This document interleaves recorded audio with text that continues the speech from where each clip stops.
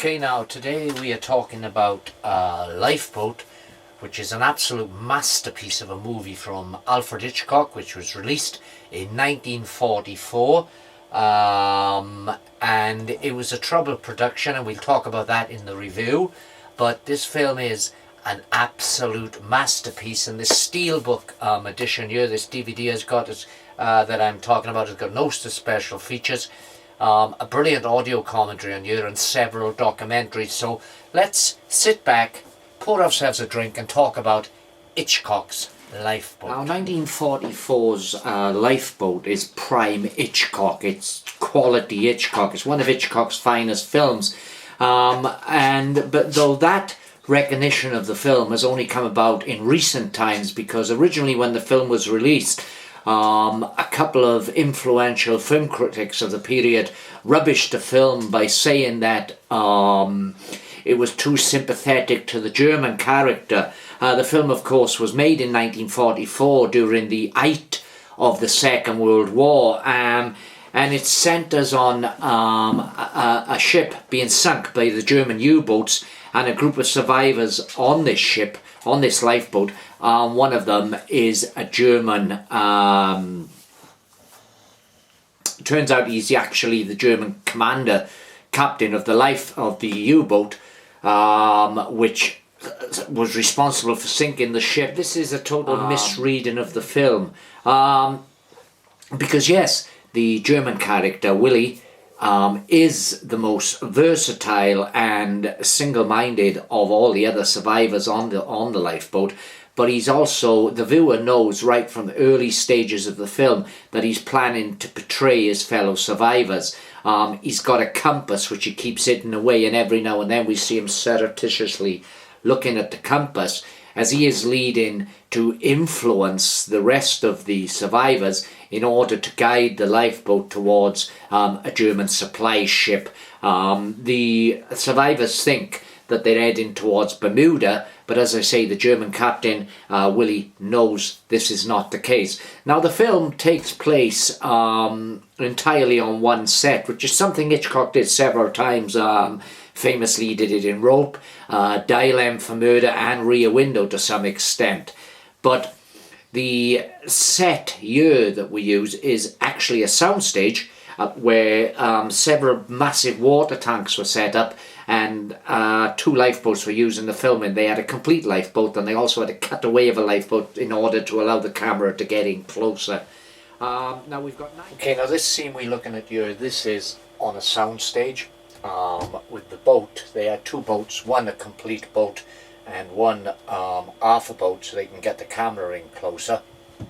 But this here is actually a soundstage with a massive tank of water, and Hitchcock was the way Hitchcock positioned the camera here throughout the movie gives the feeling, the illusion really, of distance. As you can see, the distance horizon there. This really is a remarkable film, not only because of the way it's written, the way it's acted, the way it's directed, but also because it takes part largely on this one set here, which is the interior of the lifeboat. Now we've got 9 survivors. Constance Porter is the first person we see, and she's played by Tallulah, Bankhead, who was a massive star at the time. When the film opens, we see the boat going down, then we see the lifeboat, and then Tallulah Bankhead is sat there on the lifeboat looking rather glamorous in her fur coats. She's obviously a society woman. We later find out that she's an award-winning journalist, a writer, and she's looking down at her tights, which have been laddered in the wreckage, and that seems to annoy her. Gradually, as the film goes on, she is seen as a self-centered, narcissistic person, but she will start to lose everything that matters to her throughout the film. She loses her fur coat. She gives it to a woman who is holding a dead baby who has been dragged from the sea with her baby that is drowned, and she's holding her dead baby. And so we see that early on that the Constance character has a lot of empathy, even though she comes across as totally narcissistic and self-centered. Among the other survivors, we've got the ship's engineer Kovac, played by John Hodiak. We've got Stanley Garrett, played by Hume Cohen. We've got nurse Alice Mackenzie, played by Mary Anderson.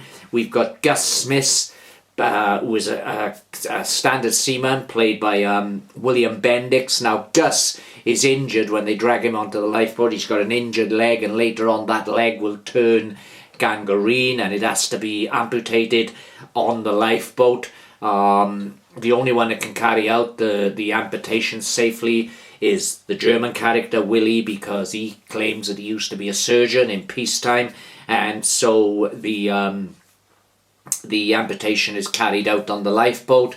Again then, Tallulah Bankhead, Constance's character, gives away her brandy. She's got a bottle of brandy, and she gives it to Gus in order that he can drink the brandy, so they would act as something of a painkiller for the operation. Gus's character is built up and leading up to this amputation, which we know is a tricky enough procedure in an hospital with all of the hospital facilities. To be carried out at sea by a lifeboat, this is going to be extremely hazardous, and the chances of him dying are very high. However, he survives the operation, and that is a beautiful scene.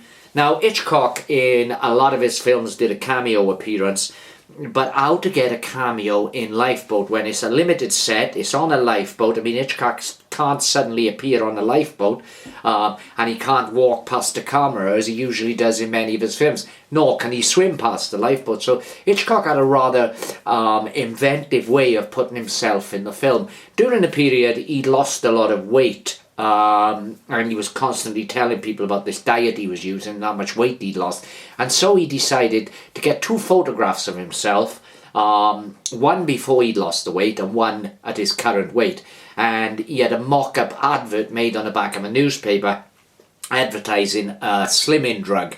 So Hitchcock got himself in the picture as one of the characters is reading the newspaper, and on the back of the newspaper we see this advert with before and after 2 pictures of Hitchcock. A bit of trivia here, but Hitchcock's the studio received many letters from audience who had seen the film asking where can they get this drug. They believed it was real. Hitchcock described Lifeboat as life in a goldfish bowl. As I say, it takes place entirely on this set, this lifeboat in a massive water tank which was set up on the sound stage. And Hitchcock's placement of camera is so amazing, and as you're looking out to the horizon, you can believe we are really at sea. That's the wonders of movies, folks. Now, it's a wonderful film, absolutely stunning. But as I say, there were a few notable critics at the time that took exception to the fact that the German character seemed to be the most noble character, the most guided character in the entire movie. But that, of course, as I said earlier, is a massive misreading of the movie. But the studio were worried that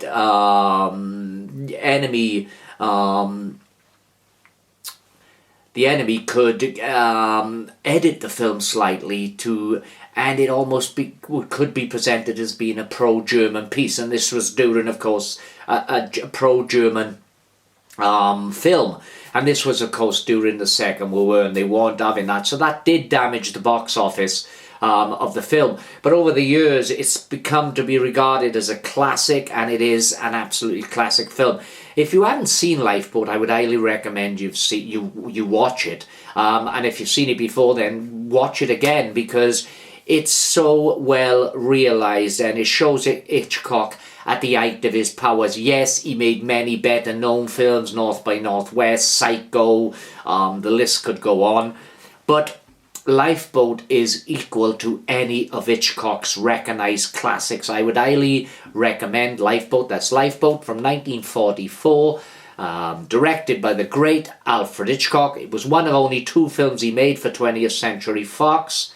Actually, scrub that. It was the only film he made for 20th Century Fox. He was loaned out to make 2 films, but Fox was so annoyed with the amount of time it took to make Lifeboat and the escalating budget of the second film that Hitchcock had been contracted for never happened. So that's Lifeboat.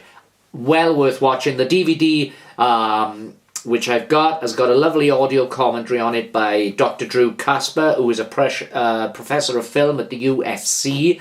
And he goes on about Hitchcock's influences by surrealism, German expressionist cinema, German surrealism, Russian cinema. But I'm far from an expert, but with Hitchcock and the interviews I've saw with Hitchcock and the books I've read about Hitchcock, I don't think Hitchcock, although obviously those influences are there, but I don't think that's what drive him. I think Hitchcock's main driving force was story.